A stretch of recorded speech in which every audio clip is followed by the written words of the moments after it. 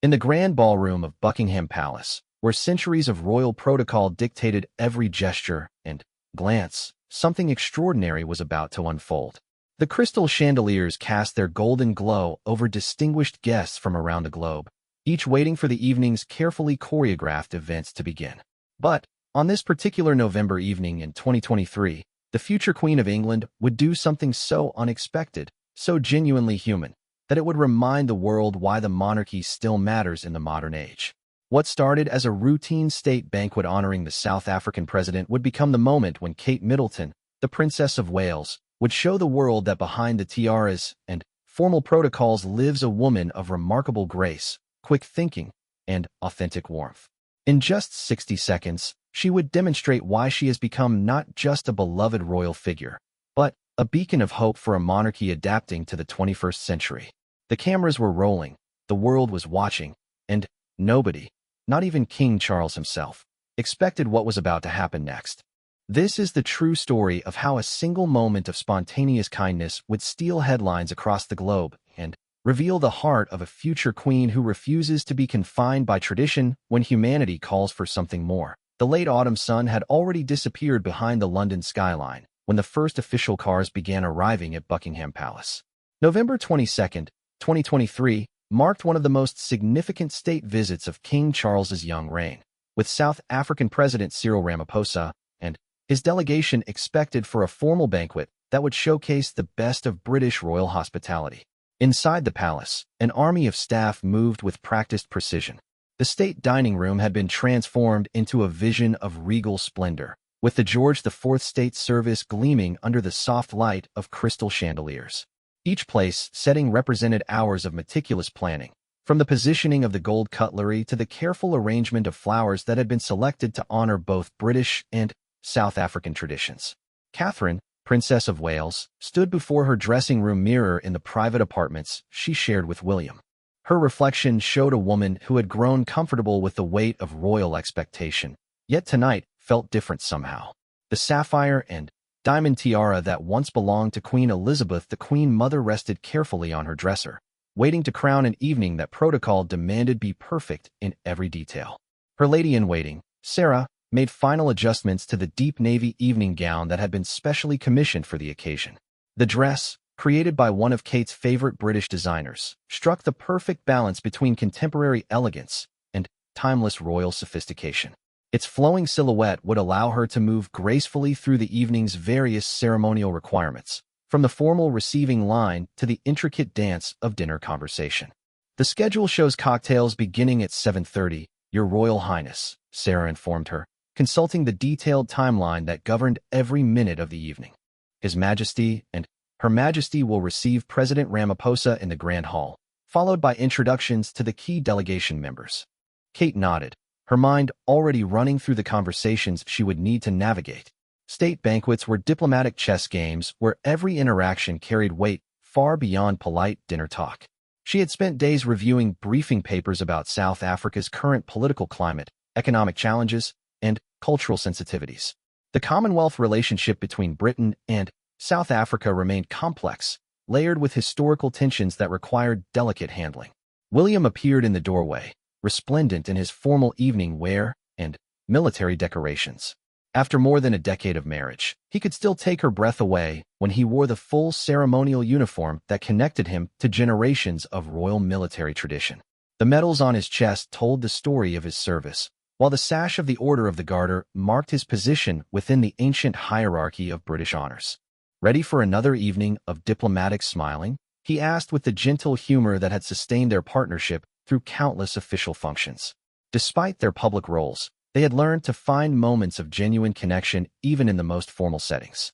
Always, Kate replied, though something in her voice suggested she was thinking beyond the usual pleasantries. I've been reading about the community development programs in Johannesburg. There's a women's cooperative that's doing fascinating work with sustainable agriculture. William recognized the tone. His wife had a gift for finding the human stories within formal diplomatic relationships. While other royals might focus on trade agreements and political protocols, Kate consistently sought connections with people and causes that resonated with her genuine interests in early childhood development, mental health, and community building. They made their way through the palace corridors that had witnessed centuries of royal history. Portraits of previous monarchs gazed down from gilded frames, their painted eyes seeming to observe the latest generation carrying forward traditions that stretched back to medieval times. The weight of continuity was palpable in these moments, yet Kate had learned to wear that legacy lightly, bringing her own authentic presence to roles that could easily become mere performance. King Charles and Queen Camilla were already positioned in the Grand Hall when William and Kate arrived. Charles, still adjusting to the rhythms of kingship after decades as heir apparent, carried himself with the careful dignity that his mother had embodied for 70 years. Camilla, ever the supportive consort, had mastered the art of being simultaneously present and unobtrusive during formal occasions. The South African delegation began arriving precisely on schedule. President Ramaphosa, a seasoned politician who had navigated his country through significant challenges since taking office, carried himself with the confidence of someone comfortable on the world stage. His wife, Dr. Chipo Matsip, was herself a distinguished physician and businesswoman, bringing her own impressive credentials to the evening's diplomatic dance. As the receiving line formed, Kate took her designated position, mentally preparing for the series of introductions that would follow. Each guest had been carefully researched by the Foreign Office, with brief biographies provided to help the royals engage in meaningful conversation. Yet Kate had long ago learned that genuine interest mattered more than perfect recall of biographical details. The formal presentations began with the traditional ceremony that had changed little over decades. Each guest was announced by the Master of Ceremonies, their titles and roles proclaimed in voices trained to carry across grand spaces designed to impress visiting dignitaries.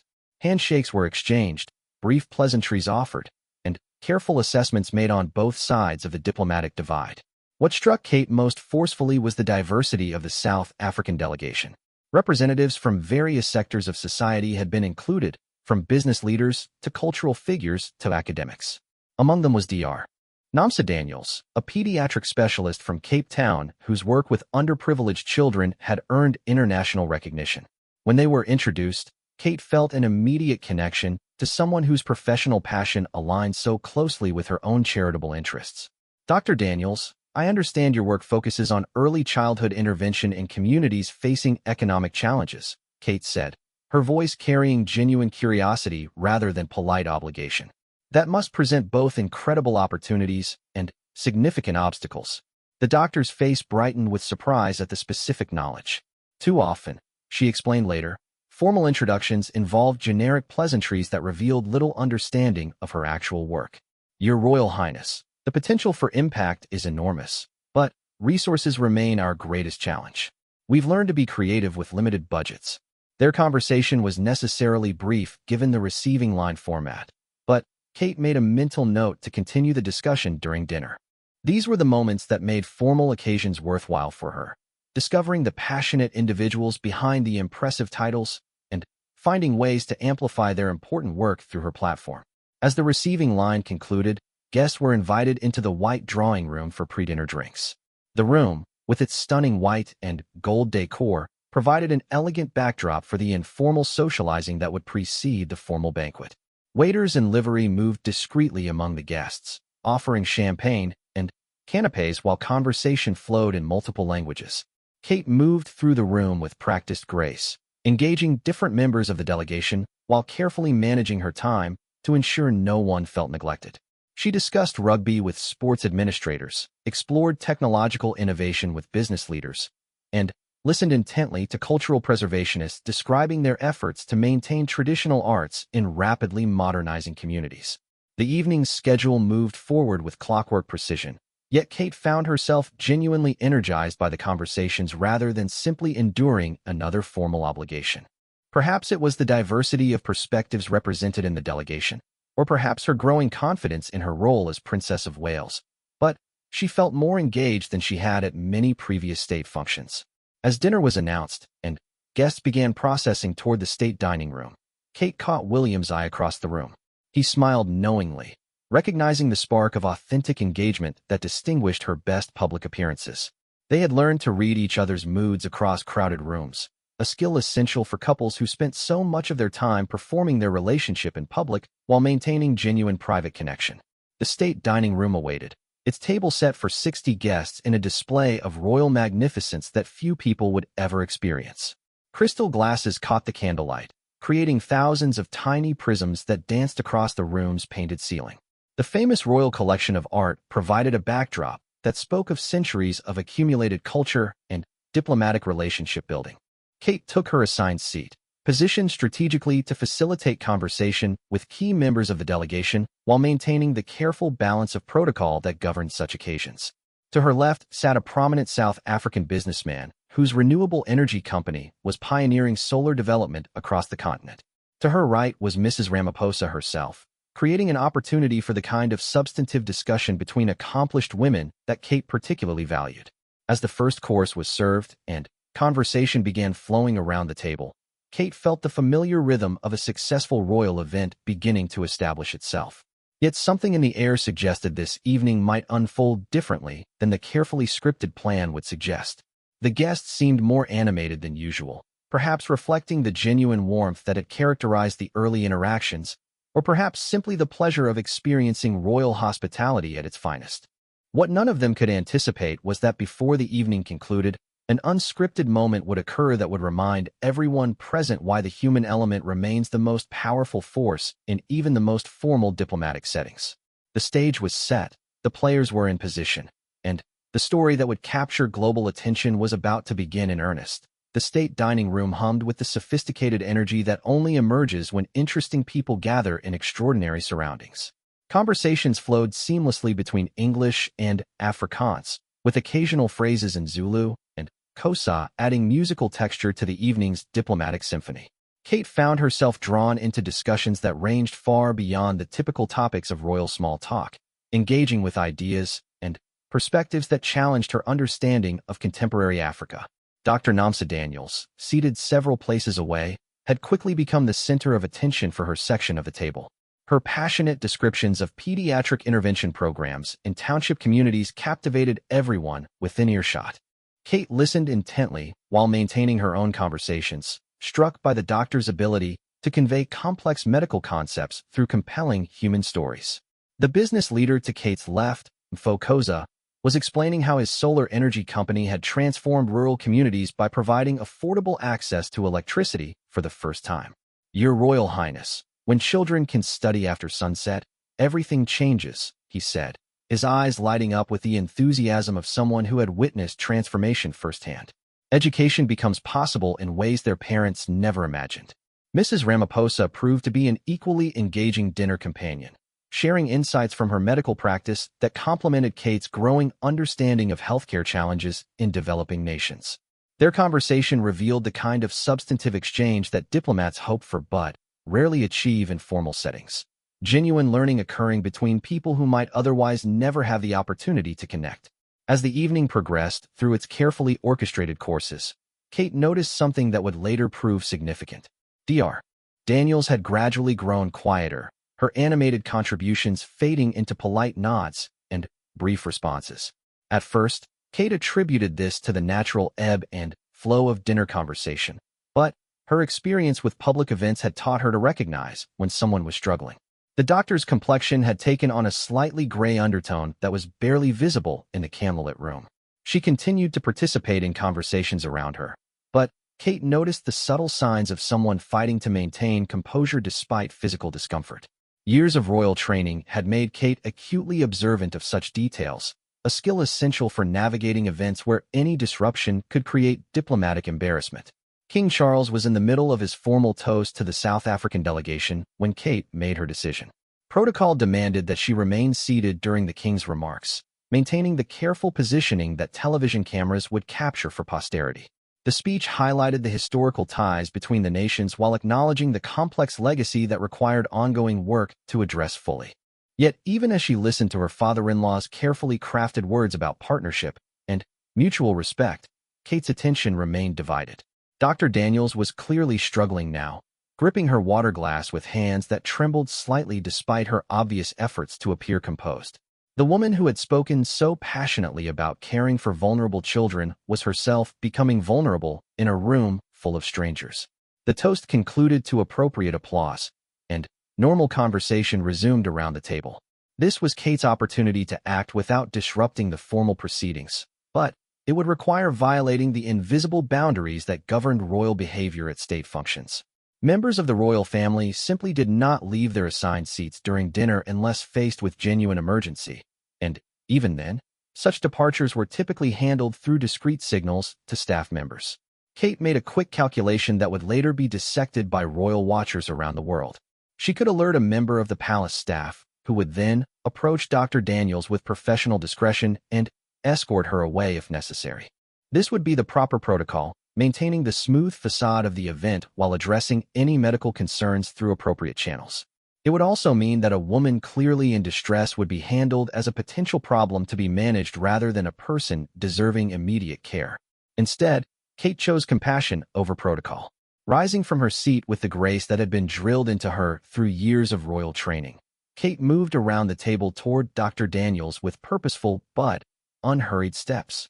Her movement immediately drew attention from nearby guests, who recognized that something unscripted was occurring.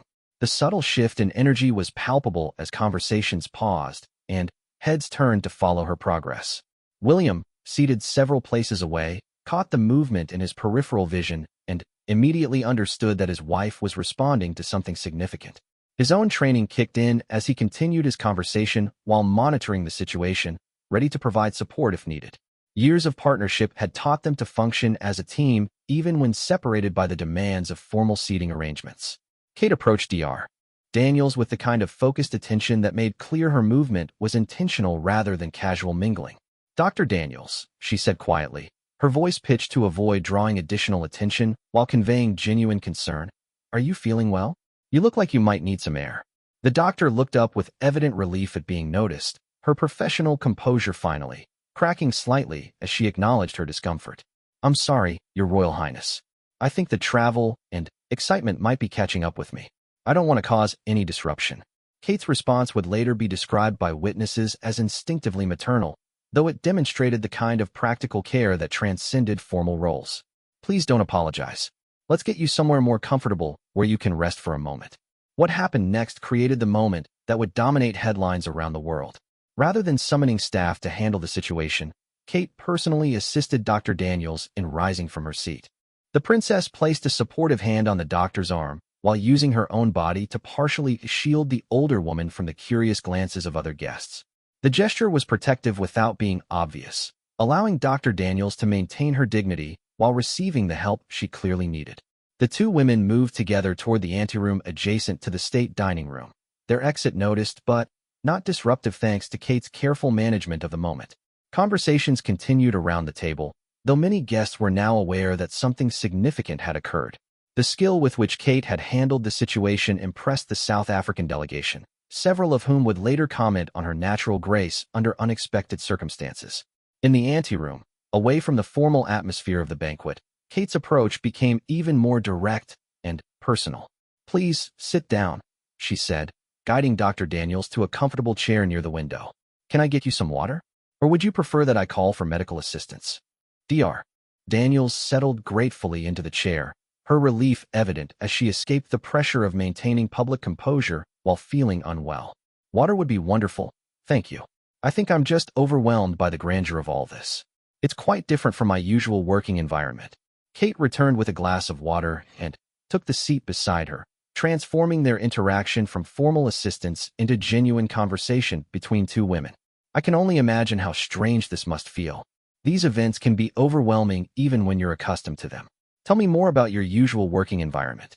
What's a typical day like for you in Cape Town?" The question revealed Kate's instinctive understanding of how to help someone regain their equilibrium. Rather than focusing on Dr. Daniels' momentary discomfort, she redirected the conversation toward the doctor's area of expertise and passion. This technique, which Kate had developed through years of public engagements, allowed people to reconnect with their sense of purpose and confidence. Dr. Daniels responded with growing animation as she described her work in pediatric clinics serving communities where access to healthcare remained limited. Her color improved as she talked about the children whose lives had been transformed through early intervention programs, and Kate listened with the genuine interest that had made their earlier introduction so memorable. "We have one little girl, Emily, who came to us severely malnourished when she was 18 months old," Dr. Daniels explained, her voice growing stronger as she found her footing in familiar territory. Today she's 4 years old, healthy, and starting preschool. Her mother has become one of our most effective community advocates, teaching other parents about nutrition and early childhood development. Kate leaned forward, genuinely engaged by the story. That's exactly the kind of impact that makes such a difference. How do you measure success in programs like that? It must be incredibly rewarding, but also heartbreaking when resources are limited. Their conversation continued for several minutes, ranging across topics from healthcare delivery in underserved communities to the role of traditional practices in modern medical treatment. Kate's questions revealed not only genuine curiosity, but also sophisticated understanding of the challenges facing healthcare providers in developing nations. Dr. Daniels found herself speaking more openly than she had expected, sharing both the victories and frustrations of her professional life with someone who demonstrated real comprehension of the complexities involved. Meanwhile, back in the state dining room, the evening continued its carefully planned progression. King Charles and President Ramaphosa engaged in the kind of substantive discussion that justified the elaborate formal framework, addressing trade relationships, climate cooperation, and regional security concerns. William smoothly covered for Kate's absence, engaging her dinner companions in conversation while keeping one eye on the anteroom door. The palace staff, trained to handle any eventuality with invisible efficiency, had noted Kate's departure and Dr. Daniels' condition without creating any disruption to the evening's flow. A discreet medical kit had been positioned nearby, and staff members remained ready to provide assistance if needed, while respecting the princess's obvious preference for handling the situation personally. Queen Camilla, observing from her position at the table, felt a surge of pride in her daughter-in-law's instinctive response to someone in need. The queen had herself learned to navigate the balance between royal protocol and human compassion, understanding that the most memorable moments often occurred when authentic caring transcended formal expectations. After ensuring that Dr. Daniels felt completely recovered and ready to return to the banquet, Kate prepared to escort her back to the dining room. The doctor had not only regained her composure, but felt genuinely excited about continuing the conversations she had begun earlier in the evening, particularly with other members of the delegation who shared her interest in healthcare innovation. "Thank you so much for your kindness, Your Royal Highness," Dr. Daniels said as they prepared to rejoin the banquet. "I feel much better now, and I'm looking forward to hearing more about your work with early childhood development. Perhaps we can explore ways that our programs might learn from each other." Kate smiled with genuine warmth. "I would love that. And please, call me Catherine when we're talking about the work that matters to both of us. Titles are less important than results when it comes to helping children thrive." As they returned to the state dining room, their reentry was noted but not disruptive, testament to Kate's skill in managing the entire episode with minimal impact on the evening's formal structure. Yet something fundamental had changed. Word of what had occurred spread quietly among the guests, creating an atmosphere of warmth and appreciation that elevated the entire remainder of the evening. The gesture would soon travel far beyond the palace walls, becoming a symbol of how modern royalty could honor tradition while embracing authentic human connection. But, in that moment, Kate was simply pleased that a colleague had recovered her strength and could continue contributing to an evening that was proving more rewarding than anyone had anticipated. When Kate and Dr. Daniels returned to the state dining room, the atmosphere had subtly transformed. The carefully orchestrated formality remained intact, but underneath lay a current of genuine warmth that had not existed earlier in the evening. Several guests who had witnessed Kate's spontaneous act of kindness found themselves reconsidering their assumptions about royal protocol and authentic leadership. Mrs. Ramaphosa, who had observed the entire episode from her vantage point near Kate's empty chair, felt deeply moved by what she had witnessed. As a physician herself, she understood the vulnerability Dr. Daniels must have felt becoming unwell in such a formal setting. More importantly, she recognized the courage it took for Kate to abandon protocol in favor of immediate human care, particularly when cameras and international guests were documenting every moment. The conversation that resumed around the table reflected this shift in energy. Where earlier discussions had maintained the polite distance appropriate to formal diplomacy, now guests began sharing more personal stories and genuine perspectives. President Ramaphosa found himself describing not just policy initiatives, but the human faces behind South Africa's development challenges, while King Charles responded with thoughtful questions that revealed his own evolution as a monarch committed to meaningful engagement rather than ceremonial distance. William watched his wife with deep admiration as she seamlessly rejoined her dinner companions, ensuring that Dr. Daniels felt completely comfortable while drawing others into conversation that built bridges across cultural and professional divides.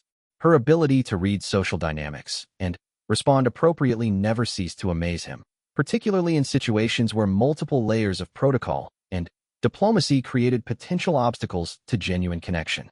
The business leader Mfo Koza, who had been discussing renewable energy initiatives with Kate before the interruption, immediately included Dr. Daniels in their resumed conversation. Dr.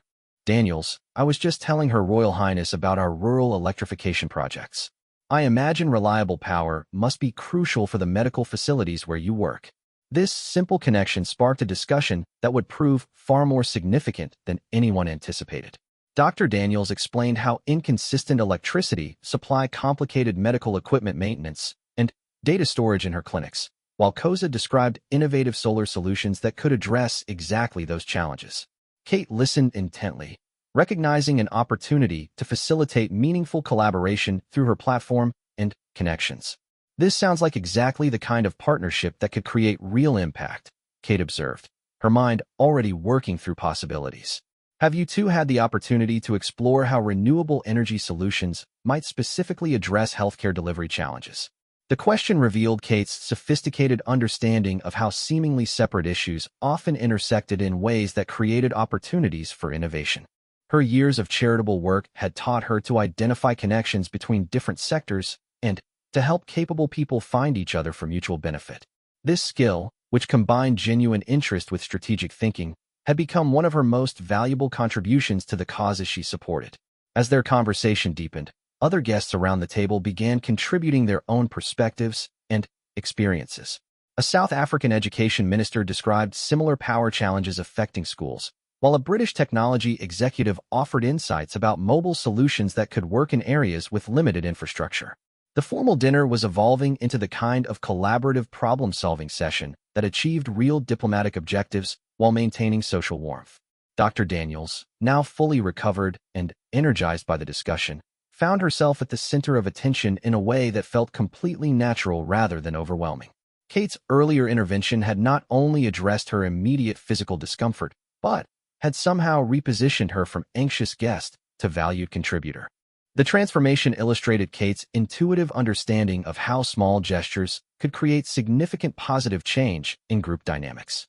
The evening's scheduled entertainment provided another opportunity for Kate to demonstrate her commitment to authentic engagement over formal performance. Rather than simply applauding politely during the musical presentation featuring both British and South African artists, she engaged the performers in conversation about their work and the cultural exchange possibilities that such collaborations represented. One young South African singer, Thabo Malefane, had traveled from Johannesburg to perform traditional songs that had been adapted for classical presentation.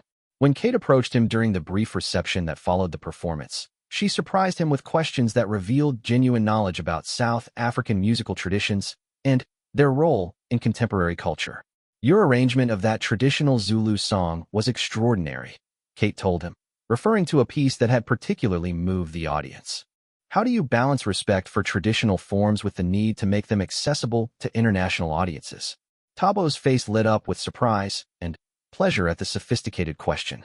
Too often, he explained, international audiences appreciated his music without understanding its cultural significance or the careful work required to present traditional forms in contemporary settings. Your Royal Highness, it's about finding the emotional core that translates across cultures while maintaining the specific rhythms and harmonies that carry our stories. Their conversation attracted other guests, including several members of the South African delegation who had not previously met the young performer, but were proud to see their country's artistic traditions represented so eloquently. Kate's genuine interest in cultural exchange created space for connections that might not have occurred in a more rigidly structured evening. Meanwhile, palace staff observed these interactions with professional interest and personal admiration. The evening had required significant logistical coordination, from security arrangements to menu planning to protocol management. Yet Kate's spontaneous departures from the script had enhanced rather than disrupted their carefully laid plans. Her instincts for when to follow protocol and when to transcend it had created exactly the kind of memorable experience that justified the considerable resources invested in state visits. The palace photographer, positioned discreetly to capture official images for historical records and media distribution, found himself documenting moments of genuine emotion and connection rather than merely formal poses. The contrast between the planned shots showing traditional royal grandeur and the candid moments revealing authentic human interaction would later prove significant when editors around the world selected images to accompany their coverage of the evening.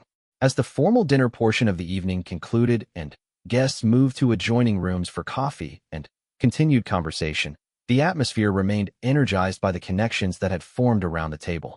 Rather than the polite dispersal that often characterized the end of formal events, clusters of animated discussion continued as people explored ideas and possibilities that had emerged during dinner. Dr. Daniels found herself surrounded by individuals eager to learn more about her work and explore potential collaborations.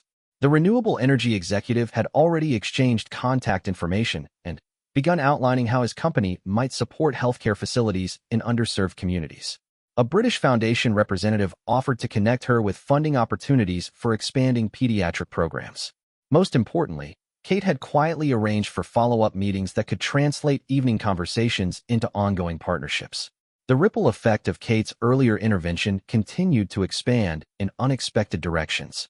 Mrs. Ramaphosa approached several British guests about medical education exchanges that could benefit both countries, while President Ramaphosa engaged King Charles in discussion about environmental cooperation initiatives that could serve as models for other Commonwealth relationships. William found himself in conversation with South African business leaders about conservation programs that aligned with his own environmental interests, discovering opportunities for collaboration that had not appeared in the formal briefing documents. The evening was achieving the kind of substantive engagement that diplomats hope for but rarely achieve, largely because Kate's authentic response to one moment of human need had created space for everyone to move beyond formal constraints. Queen Camilla, observing these developments with satisfaction, recognized that her daughter-in-law had demonstrated exactly the kind of leadership that modern monarchy required. The ability to honor tradition while responding authentically to human needs represented a balance that few public figures managed successfully, yet Kate seemed to navigate it instinctively. As the evening moved toward its conclusion, several guests made a point of approaching Kate personally to express their appreciation for both the evening's hospitality and her particular kindness to Dr. Daniels. Their comments revealed that her gesture had been noticed and appreciated not just as personal kindness but as evidence of character that enhanced their respect for the British royal family more broadly. "Your Royal Highness," said Dr. Daniels as she prepared to depart, "thank you again for your care this evening. More than that, thank you for showing me that formal occasions can still make room for human connection. I'll remember this evening as much for your kindness as for the grand setting." Kate's response was characteristically modest but warm. "Dr. Daniels, meeting you and learning about your work has been the highlight of my evening. I hope we'll have many opportunities to continue our conversations about how we can better support children and families in both our countries." The exchange was overheard by a journalist covering the event, who would later describe it as emblematic of Kate's approach to royal duties. Rather than accepting praise for basic human decency, she consistently redirected attention toward the work and causes that mattered to her, using her platform to amplify others rather than seeking personal recognition. As the last guest departed and the palace staff began the considerable task of restoring the state dining room to its usual condition, Kate and William walked together through the corridors that had witnessed centuries of royal history. The evening had been successful by any diplomatic measure, but Kate's spontaneous moment of compassion had elevated it beyond mere protocol compliance into something genuinely meaningful. Neither of them could have anticipated that by morning, news of Kate's gesture would have traveled around the world, sparking conversations about leadership, authenticity, and the role of monarchy in contemporary society. The moment that had felt entirely natural to Kate would soon be analyzed, celebrated, and held up as an example of how public figures could honor both tradition and humanity in an increasingly complex world. The story was just beginning to unfold on the global stage, but inside the palace that evening, it felt like nothing more than the natural conclusion to an evening where genuine human connection had triumphed over formal constraint. For Kate, that was exactly how she hoped all such occasions might conclude, with relationships formed and meaningful work advanced rather than mere ceremonial obligations fulfilled. Dawn broke over London with the city's newspapers already buzzing with activity as editors reviewed the previous evening's coverage. The state banquet had been extensively documented by both official palace photographers and accredited media representatives, providing a wealth of visual material that would normally focus on ceremonial grandeur and formal diplomatic moments.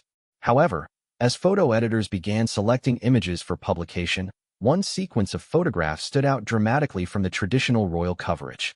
The images captured Kate's movement from her assigned seat toward Dr. Daniels, her protective positioning as they exited together, and their animated conversation during their return to the dining room. More significantly, the photographs revealed the changed atmosphere that followed their interaction, showing guests engaged in obviously meaningful conversation rather than polite formal exchanges. The visual story told itself without need for elaborate explanation, and experienced royal correspondents immediately recognized they were witnessing something unprecedented. Sarah Pemberton, royal correspondent for The Times, had covered dozens of state banquets during her career and understood the subtle dynamics that distinguished memorable events from routine ceremonial obligations. As she reviewed her notes and photographs from the evening, she realized that Kate's spontaneous response to Dr. Daniels had created a perfect case study in modern royal leadership. The princess had demonstrated how authentic compassion could enhance rather than diminish formal diplomatic proceedings. This wasn't just kindness, Pemberton would later write in her analysis piece. It was strategic emotional intelligence in action. By prioritizing human care over protocol, the Princess of Wales created space for everyone else to engage more authentically, transforming what could have been a routine diplomatic dinner into genuinely productive relationship building. Meanwhile, social media was already amplifying the story in ways that traditional media could not match for speed or emotional impact. A brief video clip captured by a guest's phone, showing Kate's gentle assistance to Dr. Daniels, had begun circulating on platforms where royal content typically generated significant engagement. The clip's authenticity, combined with its demonstration of unscripted kindness, resonated powerfully with audiences worldwide. Dr. Amara Singh, a London-based social media analyst who specialized in royal family coverage, watched the story's digital evolution with professional fascination. Within 6 hours of the banquet ending, we were seeing organic engagement rates that exceeded typical royal content by over 300%, she would later report.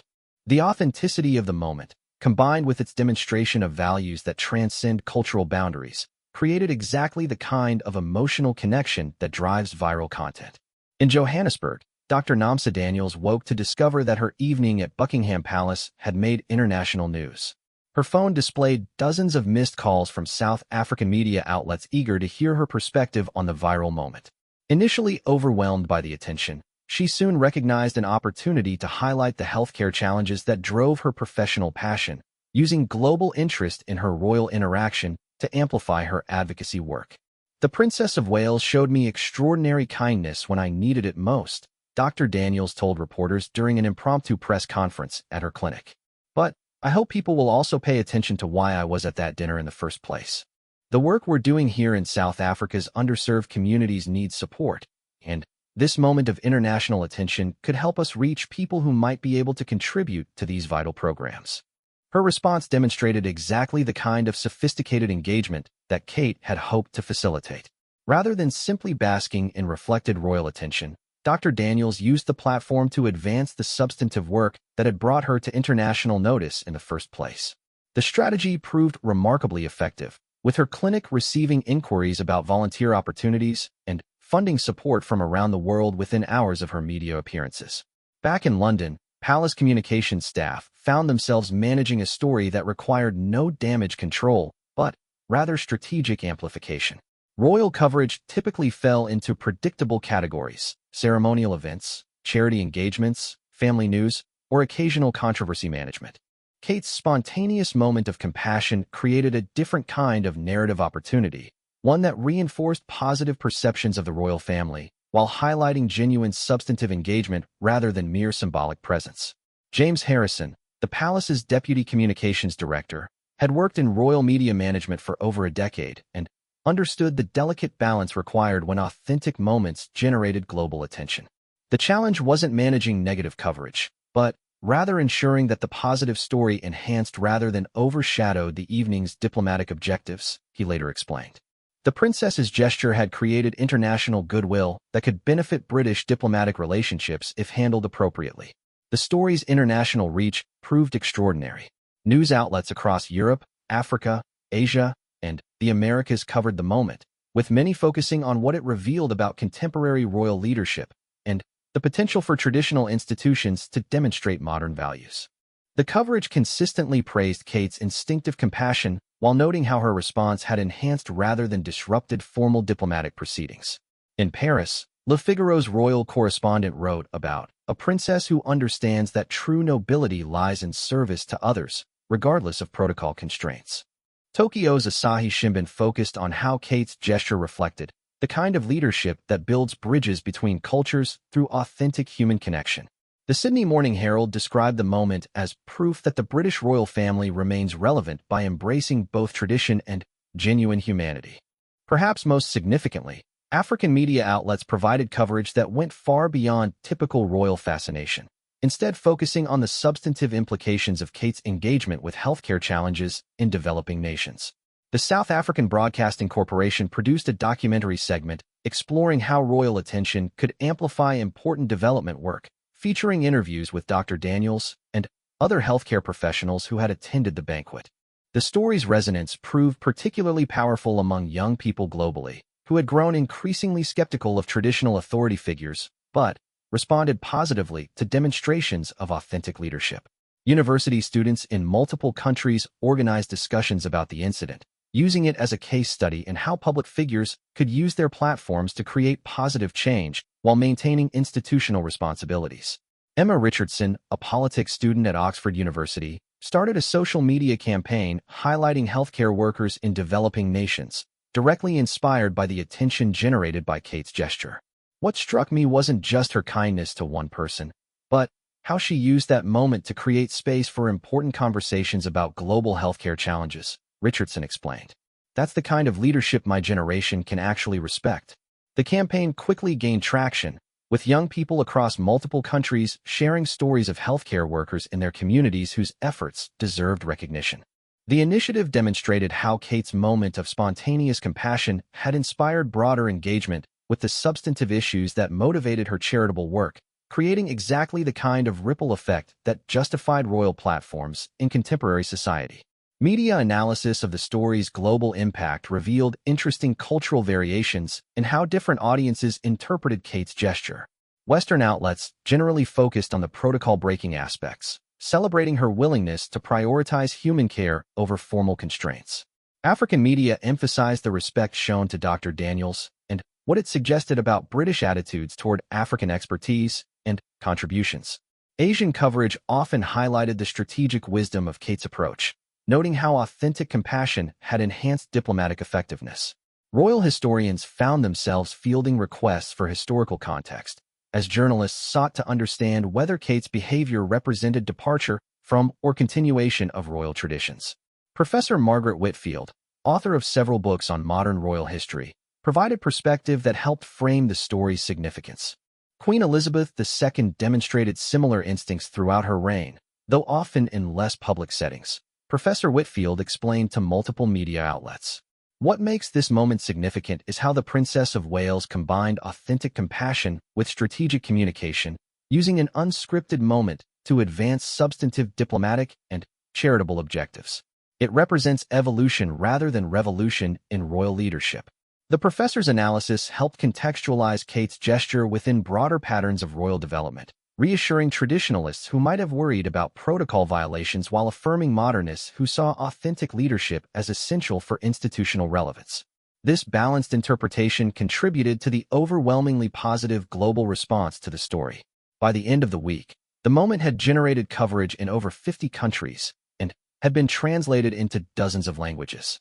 More importantly, it had sparked conversations about leadership, compassion, and the role of traditional institutions in addressing contemporary challenges. The story had transcended typical royal coverage to become a discussion about values and authentic engagement in public life. Kate herself remained characteristically focused on substance over publicity, using the global attention to highlight the work of healthcare professionals like Dr. Daniels rather than accepting personal praise. Her follow-up meetings with South African delegation members produced concrete commitments for ongoing collaboration, while her team worked to connect Dr. Daniels with British organizations that could support her clinic's expansion efforts. The lasting impact of the evening would ultimately be measured not in media coverage, but in the relationships formed and work advanced through authentic engagement across cultural and professional boundaries. Yet the global response demonstrated something important about contemporary audiences' hunger for genuine leadership that transcended traditional constraints while honoring essential human values. As international coverage continued to evolve and expand, it became clear that a 60-second moment of spontaneous compassion had created exactly the kind of soft diplomacy that achieved more meaningful results than many formal initiatives. The story was far from over, but its global reach had already established Kate's gesture as a defining moment in modern royal leadership, one that would influence expectations and approaches for years to come. 6 months after the state banquet that captured global attention, the ripple effects of Kate's spontaneous moment continued to expand in directions that surprised even those who had witnessed its initial impact. What had begun as an instinctive response to someone in need had evolved into a case study in authentic leadership that was being analyzed in business schools, diplomatic training programs, and leadership development courses around the world. Dr. Namsa Daniels stood in the newly expanded pediatric wing of her Cape Town clinic, surrounded by medical equipment that had been donated through connections sparked by her encounter with Kate at Buckingham Palace. The renewable energy system that powered the facility represented the successful collaboration between her healthcare mission and Mfokoza's solar company, a partnership that had emerged from their dinner table conversation and Kate's skillful facilitation. This equipment will allow us to serve 3 times as many children as before, Dr. Daniels explained to a delegation of international healthcare professionals who had traveled to South Africa specifically to learn about her innovative programs. But the real transformation has been the network of relationships that developed from that evening in London. We now have partners in 12 countries working on similar approaches to pediatric care in underserved communities. The clinic had become a model for how healthcare delivery could adapt to resource constraints while maintaining high standards of care. More significantly, it had attracted attention from major international development organizations seeking to replicate its success in other regions. The combination of Dr. Daniels' medical expertise, innovative technology solutions, and strategic partnerships had created exactly the kind of sustainable impact that development professionals sought but rarely achieved. Kate herself had visited the clinic during a private trip to South Africa 3 months earlier, bringing global media attention that further amplified Dr. Daniels' work. The visit had been carefully planned to focus on substantive program evaluation rather than ceremonial appearances, with Kate spending hours observing treatment protocols and discussing expansion strategies with local healthcare professionals. The princess asked incredibly sophisticated questions about our data collection methods and outcome measurements, Dr. Daniels recalled. She clearly understood that sustainable healthcare improvement requires rigorous evaluation and continuous adaptation.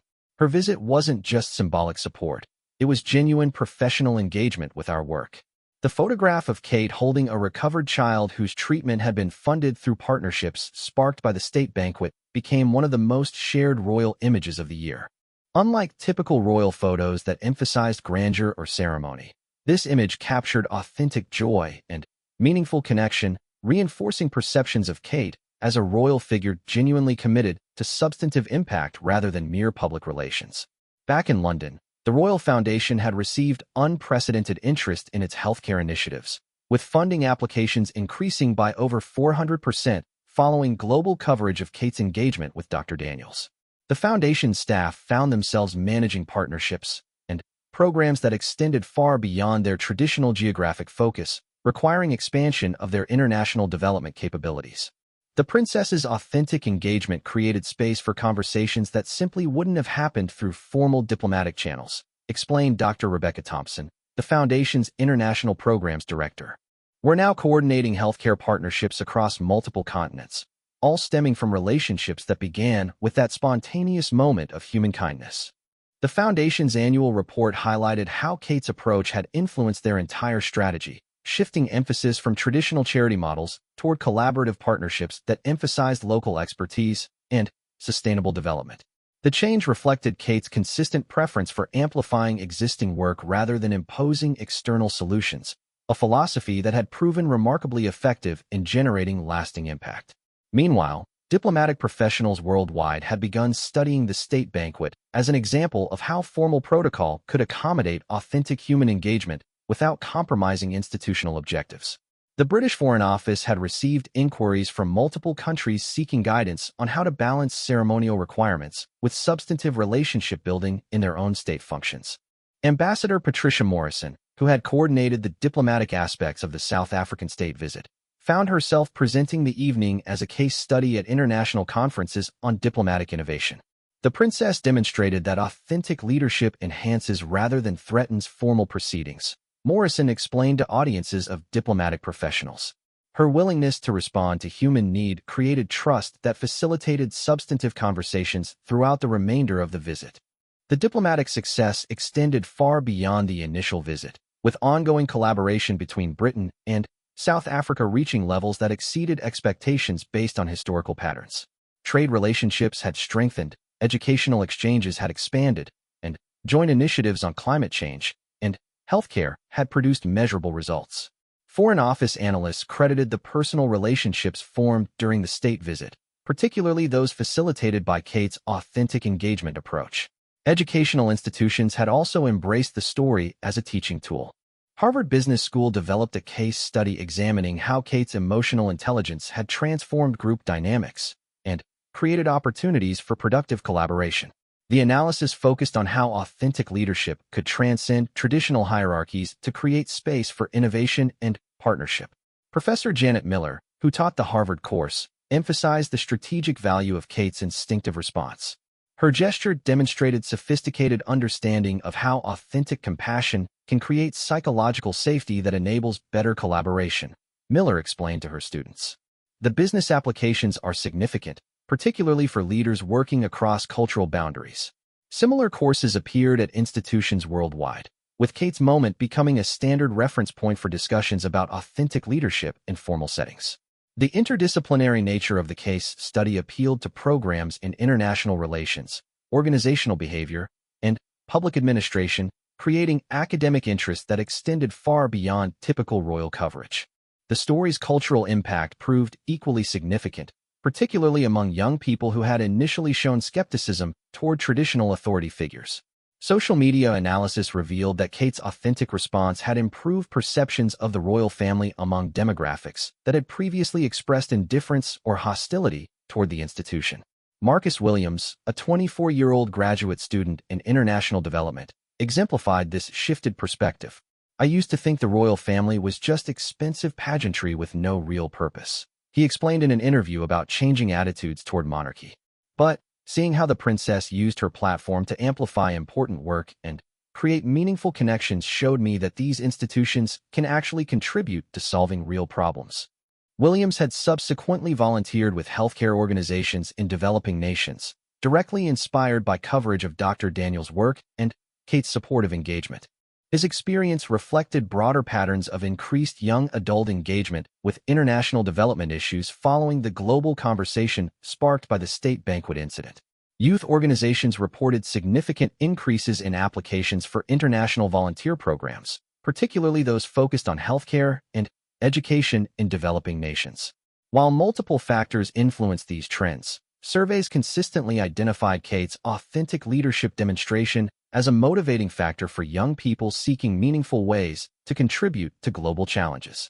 The long-term institutional impact became evident when Buckingham Palace announced changes to state visit protocols that would create more opportunities for substantive engagement while maintaining traditional ceremonial elements. The modifications, developed in consultation with the Foreign Office and international protocol experts, reflected lessons learned from the successful integration of authentic relationship building with formal diplomatic requirements. The princess's instincts proved that our protocols could evolve to better serve their intended purpose of building international relationships, explained Sir Marcus Davies, the palace's master of ceremonies. "We've incorporated more opportunities for meaningful exchange while preserving the dignity and grandeur that visiting delegations expect and deserve." The protocol changes influenced similar modifications at royal courts across Europe, with several monarchies consulting British officials about implementing comparable innovations in their own state functions. The sharing of best practices represented exactly the kind of institutional learning that justified the considerable resources invested in modern monarchy. Perhaps most significantly, Kate's moment had influenced expectations for public figures worldwide, with audiences increasingly valuing authentic engagement over perfect ceremonial performance. Political leaders, corporate executives, and nonprofit directors found themselves evaluated partly on their ability to demonstrate genuine human connection while maintaining professional responsibilities. Communication consultants reported increased demand for training that helped public figures develop Kate's combination of authentic compassion and strategic awareness. The skill set she had demonstrated, reading social dynamics, responding appropriately to unexpected situations, and using unscripted moments to advance substantive objectives, became a model for effective leadership in complex public settings. Dr. Daniels, reflecting on the extraordinary year that had followed her evening at Buckingham Palace, emphasized the ongoing nature of the impact rather than treating it as a concluded story. The princess showed me that moments of human connection can create possibilities we never imagined, she said during a video conference with the international partners who had become part of her expanding healthcare network. More importantly, she demonstrated that authentic leadership means using whatever platform you have to amplify important work rather than seeking personal recognition. That example continues to guide how we approach our mission and our partnerships. As the first anniversary of the state banquet approached, media outlets prepared retrospective coverage that would examine the lasting influence of Kate's 60-second gesture. Yet for those whose lives had been directly touched by the expanding network of relationships and programs that emerged from that evening, the story felt ongoing rather than historical. The moment had proven that authentic human connection could transcend traditional boundaries to create meaningful change, while demonstrating that formal institutions could evolve to better serve their essential purpose of building relationships across cultures and communities. In an era when public trust in traditional authority had declined significantly, Kate's spontaneous compassion had shown how genuine leadership could restore confidence while advancing substantive objectives. The future would undoubtedly bring new challenges and opportunities for the royal family to demonstrate relevance and value to contemporary society. Yet the precedent established during that November evening at Buckingham Palace had created a framework for authentic engagement that would influence royal approaches for generations to come, proving that the most powerful diplomatic tool remained simple human kindness expressed through genuine care for others.